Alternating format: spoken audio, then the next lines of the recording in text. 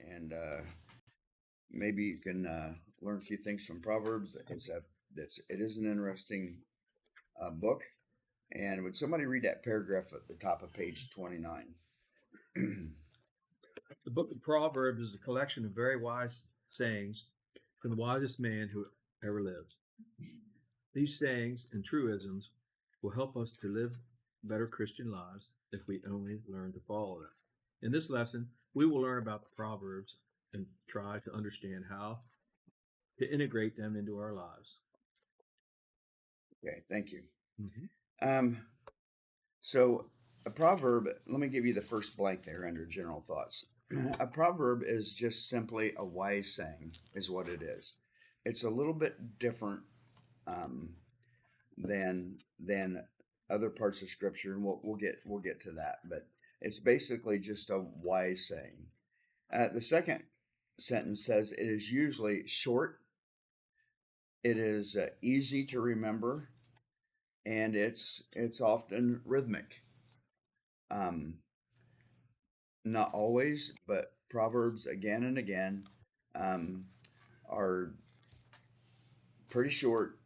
They they kind of are easy to remember, and sometimes they're rhythmic just to help you memorize them. So, um, and I think we know that we we do. Roses are red, violets are blue, right?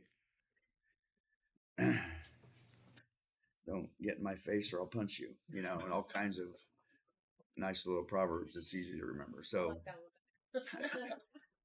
Um, So the first thing I think they understand is what wisdom is, and I do think people get confused the difference between wisdom and knowledge. I mean, people watch Jeopardy and they think, "Man, those people are so smart." No, they can remember. That's what they got going for them. They can remember things. Doesn't mean they're smart, right?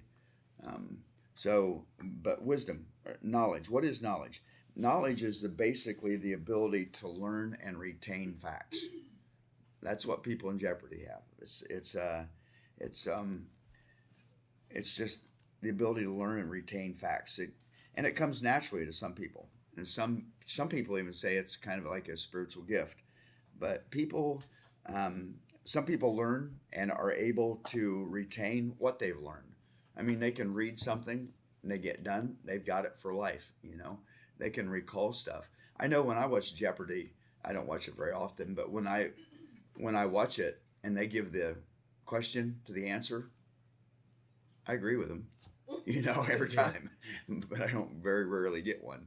Um, but it's just that they are able to train. Some people just struggle with that. I think most people say, I can't remember anything or I can't memorize anything. If I had a dime for every time I heard that. But people remember what they want to remember. I mean, you remember stuff that's important to you. So, uh, but on the other hand, it's its ability to use that wisdom in an effective way. So, wisdom is the ability to use knowledge or the facts in a efficient way. I mean, you can have knowledge about something, but an engineer might have a knowledge of what all about a car. That doesn't mean he can get the hood open. I mean, it's like you can have all kinds of knowledge, but applying that knowledge may be a totally different thing. So, the book of Proverbs is not just a book of knowledge; it's a book of wisdom, and and you can get wisdom from it. And usually, by the way, people usually have knowledge or wisdom. They don't always have both. So, some people are just very, very wise, and some people have a ton of knowledge, but like I said, that doesn't mean they can use it. So this book is a book that has a lot to teach us. We can learn a lot from it if you teach it. Probably most people have never sat down and thought, you know what, I'm just kind of studying my way through the book of Proverbs. Um, Usually that doesn't happen. Usually you're in some other book, and I would always say to people, I mean, I like Proverbs, I like Psalms, but I'm also an advocate of the New Testament because it teaches about Christ. I think if you're going to study hard and learn anything, start with like the Gospel of John, start with Colossians or something like, or Philippians, because the knowledge of Christ is very, very important. So, um, but there is, well, let me give you some basic facts about it. The author, actually, there are three authors to this. Solomon is obviously an author to this, but it also there's two other guys, Argur, Agur, and also Lemuel, Lemuel. Um, the recipients to the book would be the people of Israel. Obviously, us too, since God decided to put it, in the Old Testament. It's also to us. And the date is somewhere between 950 to about 750. 950 to about 750. Um, so the purpose is to give you wisdom for daily living. That's kind of the purpose of what the Proverbs are for. It's wisdom for daily living. Um, there's other books like the writings of Benjamin Franklin or Poor Man's Almanac, stuff like that is kind of follows that same kind of thought pattern. But um, that's kind of common sense on daily activities, and Proverbs is a book that can definitely give us some wisdom. Any thoughts?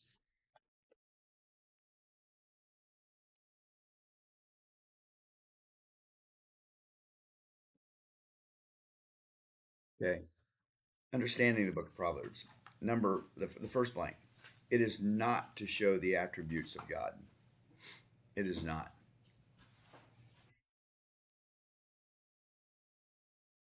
Um, Secondly, it's not a book of promises.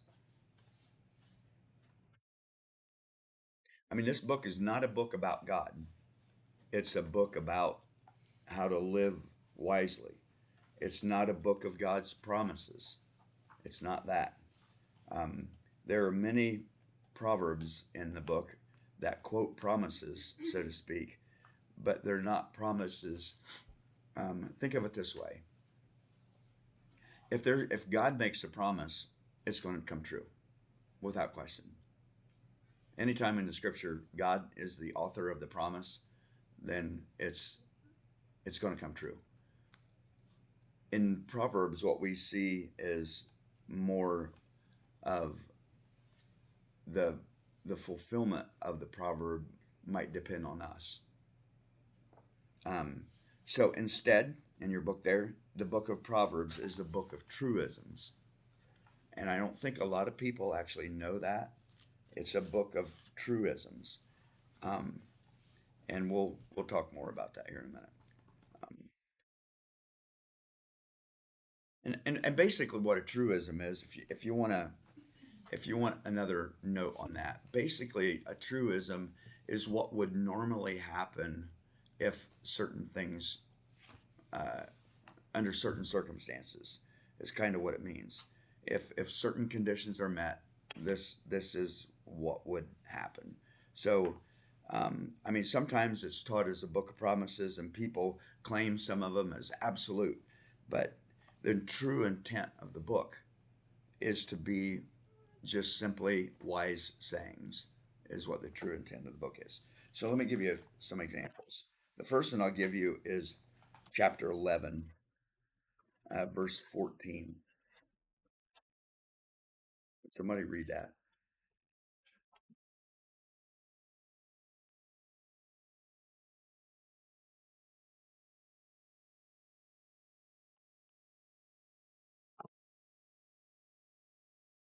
14. Yeah. Where there is no guidance, a nation falls, but in the abundance of counselors there is safety. Okay. Is that true all the time? Mine says a lack of guidance a nation falls, but many advisors make victory sure. Kind of the same thought. Let me give you another. 11:28. Would somebody read that one?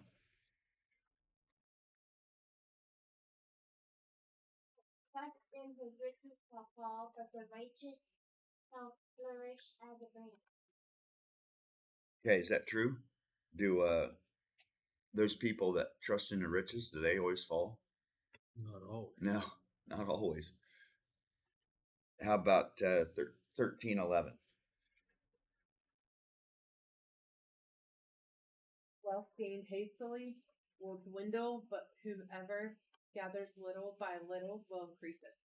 So dishonest money dwindles away. Does it always dwindle away? Not necessarily. No. A lot of people that win the lottery also blow it too. So Yeah. Yeah, that would dwindle away probably. But it's under normal circumstances. How about 15:1?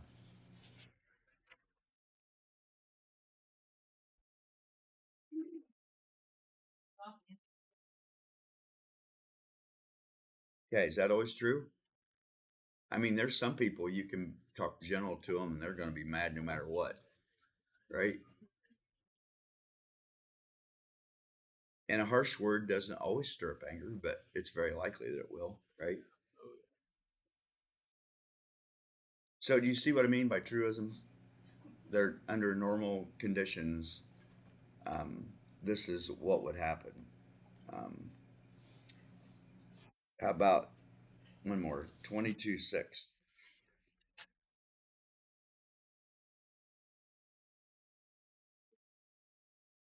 Train up a child in the way he should go. Even when he is old, he will not depart from Always true? Mhm. Oh, it's amazing how you two people in the same family, growing up in the same atmosphere, same parents, one can be godly and the other one can just be as evil as can be, right? It happens.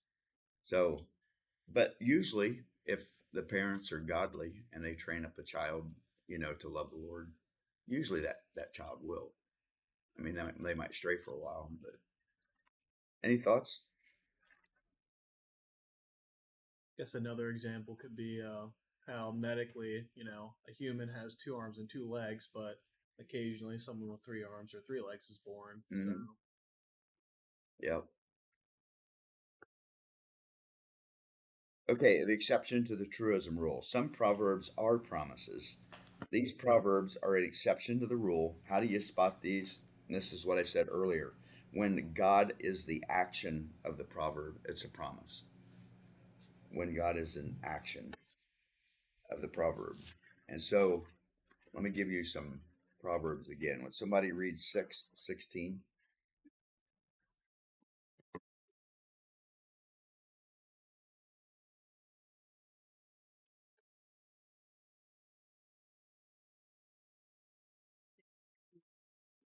there are 6 things that the Lord hates, 7 that are an abomination to him.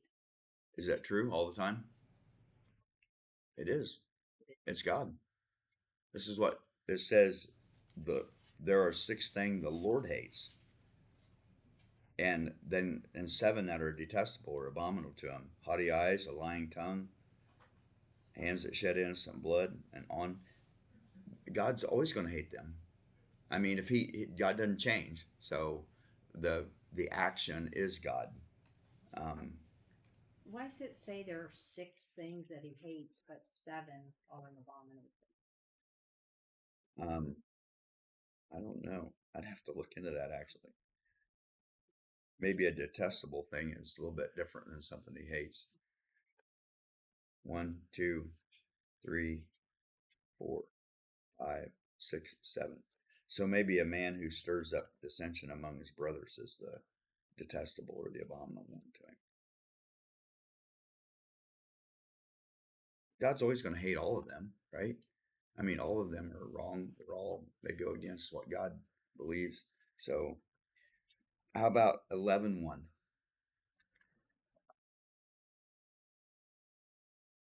Anyone? the Lord detests honest scales, but accurate ways find favor with him. Okay, would that always be true? Yeah. I mean, he wants you to be honest. I mean, dishonest scales means, you're trying to take advantage of somebody, and that's always been a very common thing for thievery, is for merchants to have a weight system and You're buying 10 pounds of grapes, but you're only getting 9.5. Give them 10 and 10. Yeah, I mean that's what you're supposed to be doing, but accurate weights are still out. So I love when I go up to the Amish store up in Spring Run. I go up there and buy all my plants, and those Amish ladies up there, they plant for a dozen. You buy packs of a dozen. They actually have 15 in them because they don't want to short you. And you get up to the counter, they'll look and they'll count them, and if there's only 14, they'll give you a little deduction. And it's like, good for them. They're living with integrity, and that's what they do. And one time I went up there and I wrote a check. This was several years ago, and I wrote the check, and I apparently they overcharged me. It was like $3. The next year, I'm not kidding you, a year later, I went in there and I handed that lady the check. She went, "Oh my, I've been waiting on you." And I thought, really? Never had an Amish woman say that to me before. And she goes, "I overcharged you last year." And she took $3 off my order. And it was like, and then we got to become friends. And her name's Elizabeth. Her and her sisters run that thing. And I found out she loved watercress, which I do too. So every time I go up there, I take her a couple Walmart bags full of watercress. She is just thrilled to pieces. So Where do you get the watercress? 2 or 3 places around. There's Okay. one right down the road here, Okay. and then I grow it in my greenhouse now. So yeah, but What's the Amish place called? huh? What's the Amish place called? It's just called Spring Run Greenhouse. It's up Spring Run the town of Greenhouse. Spring Run. Up 75. Yeah, if you want to get plants, that's the place. They are so much cheaper. Yeah, and it's just a fun drive. So, that was 11:1. How about just jump back to chapter 3, verse 12.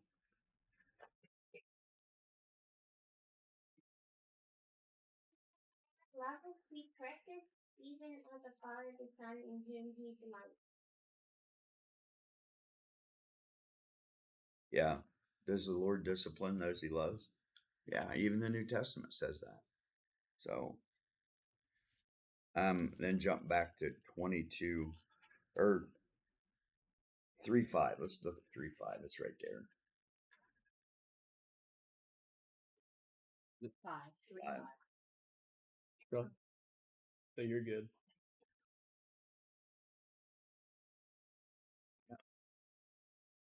It's true. Trust in the Lord with all your heart. Then the next verse says, "In all your ways acknowledge him, and he will make your path straight." Will you do that? Sure he will, because it's up to him. It's his promise. So, anyway, that's kind of some examples of some promises. Then, any thoughts? Quick question, half of the page, with the blank. It is a book of wisdom to show us how to use. Where at?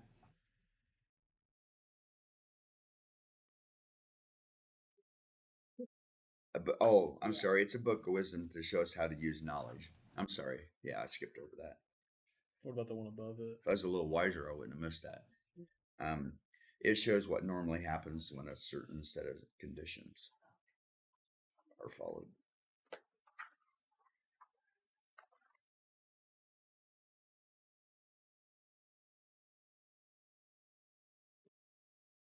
Okay, let's look at page 31 then, and we'll go through an outline of Proverbs. And verses 1 to 7 is the outline. So would somebody read those 7 verses? Proverbs 1.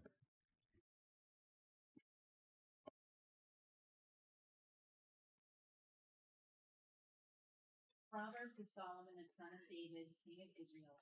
To know wisdom and instruction, to perceive the words of understanding, to receive the instruction of wisdom, justice, judgment, and equity, to give prudence to the simple, to the young man knowledge and discretion. A wise man will hear and increase learning, and a man of understanding will attain wise counsel. To understand a proverb and an enigma, the words of the wise and their riddles. The fear of the Lord is the beginning of knowledge, but fools despise wisdom and instruction. Okay, thank you. So that basically gives you, you know, the purpose and the theme of what the whole book's about. Um, I think that, and mine even says the title, prologue, purpose, and theme, before verse one.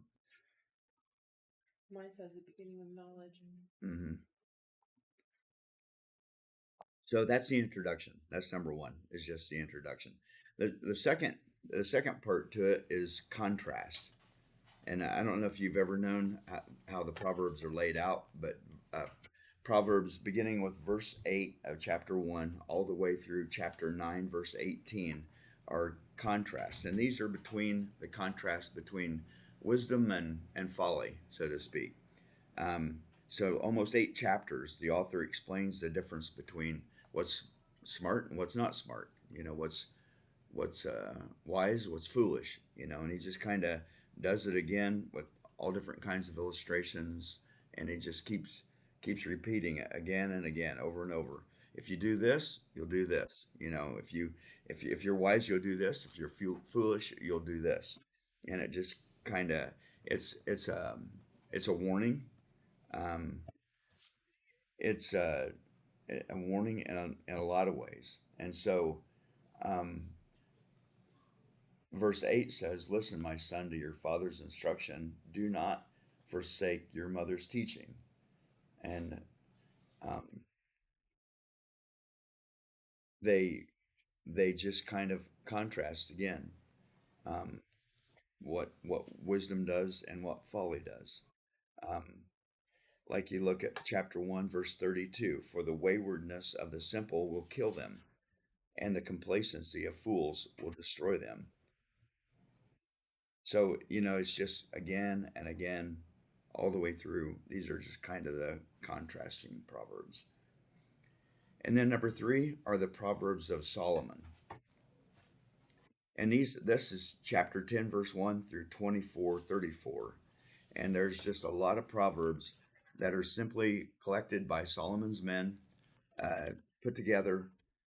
The second part of chapter of number 3 is that there is no connection. There's no intentional connection between any of them. It's just a list of them. That's all they are. They're just basic themes. They're a list of. Let me, where it says basic themes, let me give you something to write in there. Laziness would be a basic theme. Greed would be a theme through these chapters. Pride, sexuality is mentioned. Also, lying, borrowing. So it's got a lot. I mean, it's got to do with the discretion. It's got to do with the tongue. It has to do with gossip, use of money, use of wine, just on and on, all the way through those chapters. And that starts with uh, chapter 10. Um,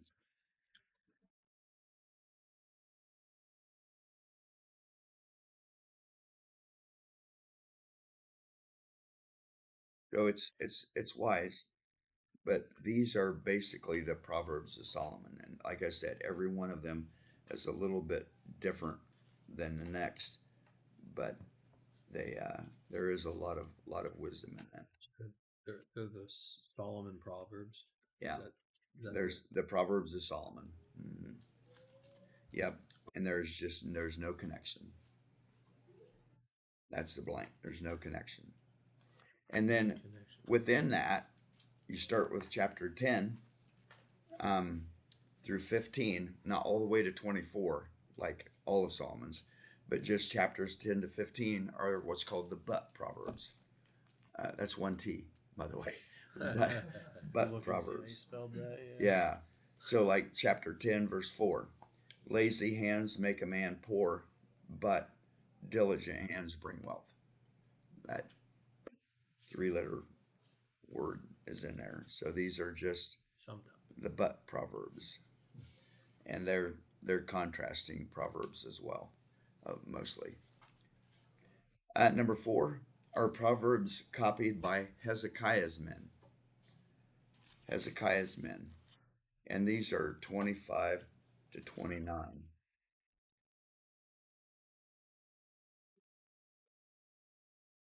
So, Oh, right there. Just go to um, chapter. and if you look at chapter 25, the very first, my Bible anyway, says at verse 1, these are um, these are more proverbs of Solomon copied by the men of Hezekiah, king of Judah. So these are Hezekiah's men, and the next blank there is these proverbs were written 200 years after Solomon. So these weren't written down until later. A lot of proverbs were just spoken, you know, and we have that in our culture. People have we have proverbs, you know, the early bird gets the worm, you know, just all kinds of little sayings that people say. You don't think about it, but if you'd sat down and start writing them down every time you heard something, you know, you would. A barking dog never bites. Yeah, there's all kinds of them that we have. Early to bed, early to rise. Yep. Healthy, wealthy ones. Ben Franklin. Yep. Root for all. Yep. God. He did. And he's got a book of them. Yeah.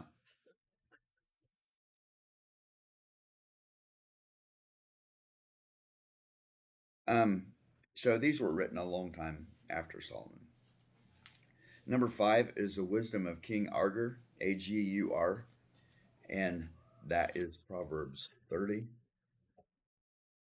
It says right at the beginning, the sayings of Agur, son of Jekyll, an oracle.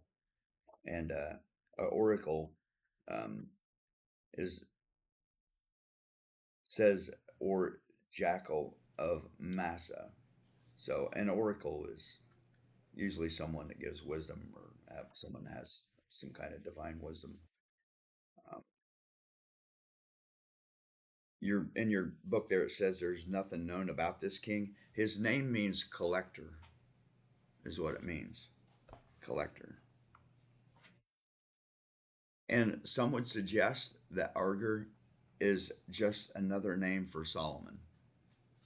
Like it may not really be a man; it could just be another name for Solomon. And we actually find that a few times in Solomon's writings, where there's a possibility that it could be somebody, not somebody else, but Solomon himself. Number 6 is the sayings of King Lemuel, Lemuel, and it says that right there at chapter 31. His mother taught him.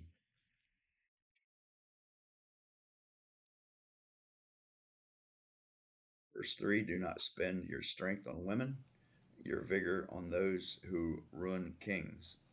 So she's given him some advice there.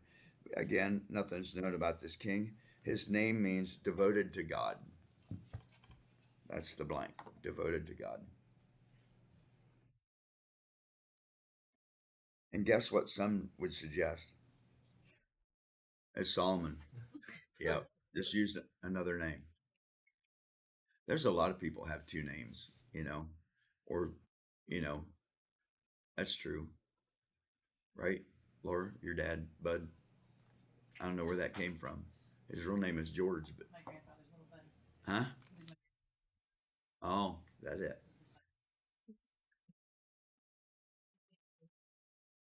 Huh? his dad's a senior. Oh, okay. But maybe he was just a little sprout when he was younger. Yeah. Maybe you like potatoes, little bud. I guess they'd call him Spud then.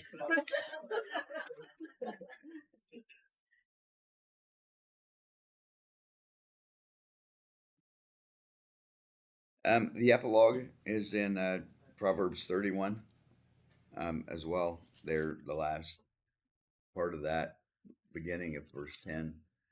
And basically, this epilogue is a description of the perfect woman. It's women should not be depressed if they don't live up to the standards of this woman, because this woman is perfect. I mean, she's ideal. She's beautiful. She's delightful. She does everything right. Well, maybe it does kind of seem like our wives.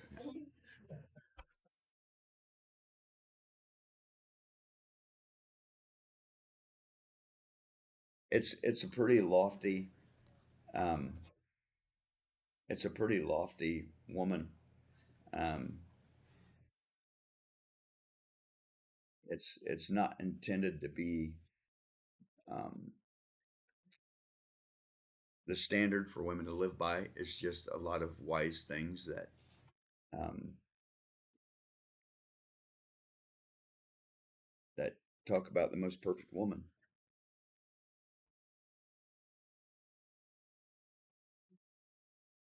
Yeah, I mean, Irene, it would be good if you'd read that every day. Or,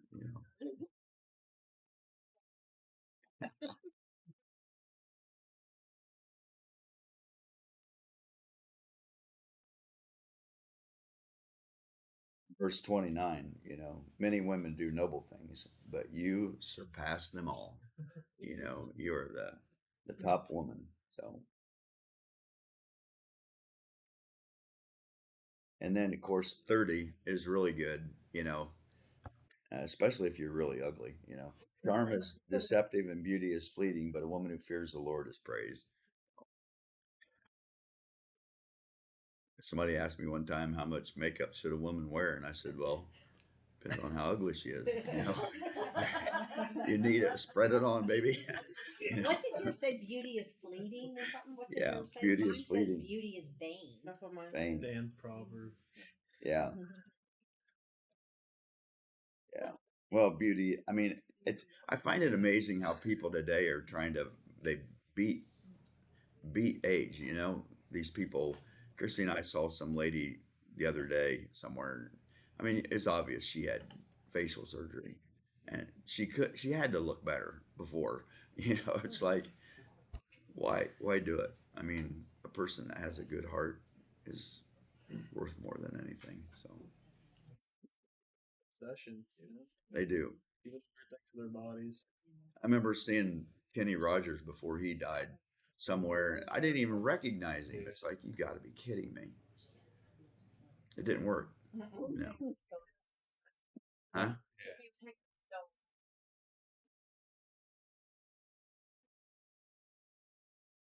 Anyway, any thoughts on any of that? Okay, this next thing is just old sayings, and I'll read them, and you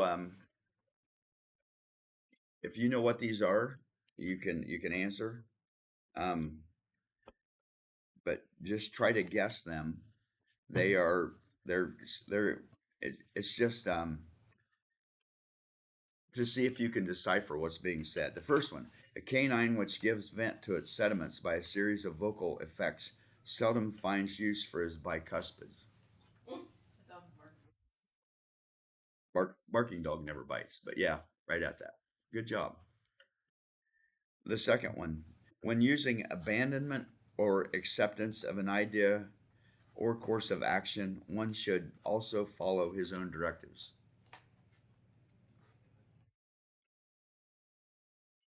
Yes.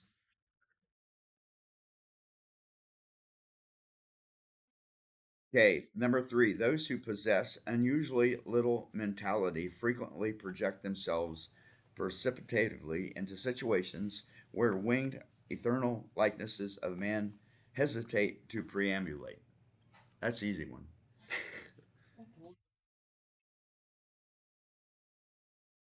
Where winged ethereal likenesses of man. Basically, what you need to do to get these is just take keywords, and you Yeah, can figure it out pretty quick. little man projects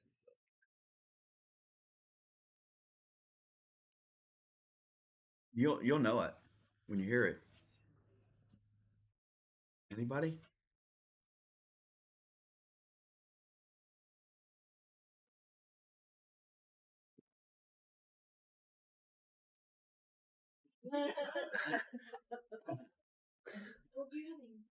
Yeah. I was like, what is it Still didn't again? even get What is it. it again? Fools rush in where angels fear to tread.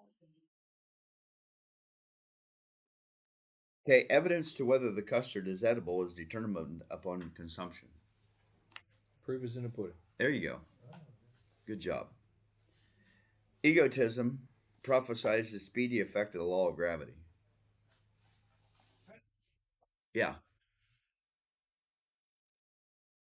Pride comes before a fall. Palatable animal tissue is, for one, is like tasting arsenic to another. What's palatable animal tissue? Eatable, edible. Edible meat. Animal tissue. It's got to be edible meat. For one. And arsenic, what's that? Poison. You got it yet? Man's trash is another man's treasure. Close. One man's meat is another man's poison. Ah. Yeah.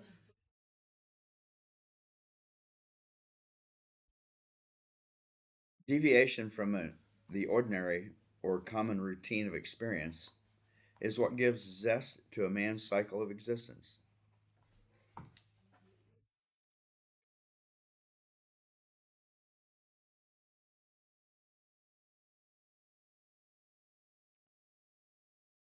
The ordinary.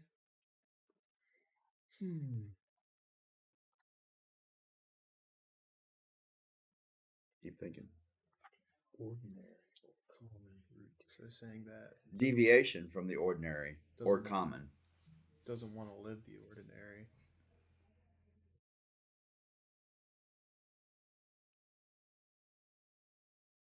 Gives zest.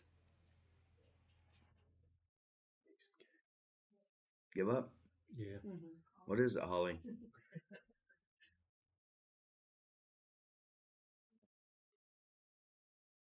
Crazy. Number 8. Although one is the only remaining, it should not be cast as being of low quality.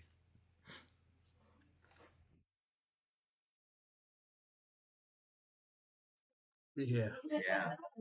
It was on the tip of my tongue. Yeah. I was thinking last one's rotten egg. Now, this next one you should be able to get.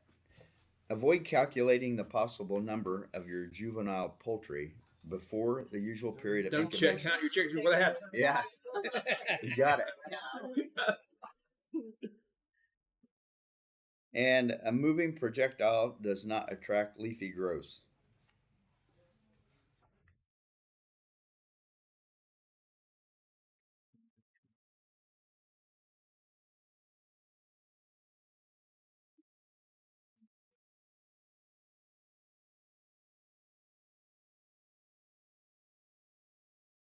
Holly. A rolling stone Does. gathers no moss. Well, there you go. I don't know what good that does you to know all them, but anyway. Stone batters, no Huh? Gathers. gathers. No moss. Yeah. I've never heard that. Really? No. Well, now you have. Are these? These aren't from the Bible. These are just No, kinda- okay. they're just old sayings. Yep. And there's other ones that are very similar, to them that we like you said, the one man's meat's another man's treasure, one man's trash is another man's Yeah. treasure. We some of them, but you can kind of understand how they're truisms too. Like the first one, a barking dog never bites. Is that true? No. I mean, it is in the sense that the dog's got to quit barking to bite you, but it. I guess it's true then. So, well, that's all I got. Unless you got something else. Sorry, I couldn't keep you for the whole time. But We're gonna get into Ecclesiastes. yep, next time we talk about Ecclesiastes, that's when Solomon is an old man. So, and you got to read the whole book. So, Everything in me is meaningless. That's that book. mm.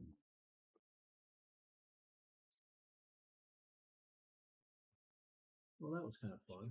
And we got some good weeks really coming. You know, some of this through here is kind of a little bit boring. Is for me, but we got some really good weeks coming before we get a little bit further along. Don't bail on me yet. I'm not going anywhere. We're going to start talking about Good Isaiah stuff, man.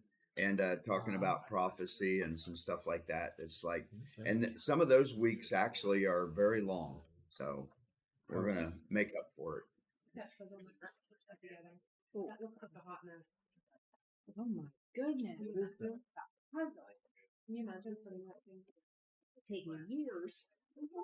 What is it? Puzzle. Look at that. I mean, I found him. He's only been home for 2.5 weeks. But he was at our house until, yeah, she's only been home for 20 days. I do think that's insane. Beautiful. Yeah.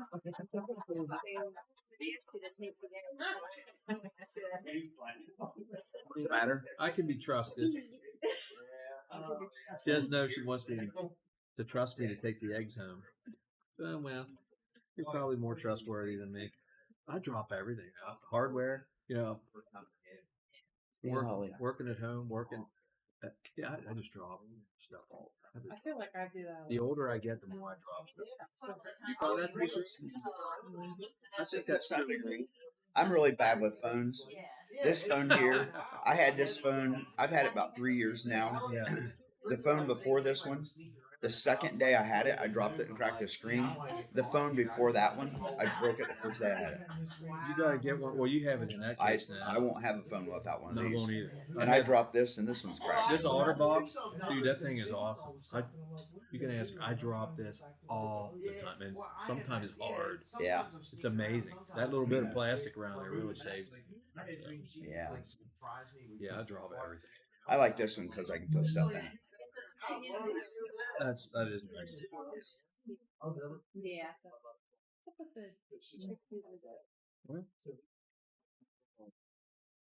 Our days, man. You guys drive separate? Yeah. Yeah. She, That's I don't pretty know. I walked down my sub stuff in the Yeah. church parking lot there at Salem. You know, that little Did you hear? Italian Did you place hear right there. Oh, by yeah. Metro. That's my, like tomorrow night I'm eating there too. I was like, Yeah. I'm on a first name basis with the guy there. Yeah. I call him up at 5:30. Hey, can you have sub ready for 6 o'clock? Yeah. See, I didn't watch it. This is Andy, right? They're Yeah. watching it. Yeah. I'll have ham sub tonight. I'll have a cheesesteak tomorrow night. So the military. Get out of here. Go enjoy some Okay.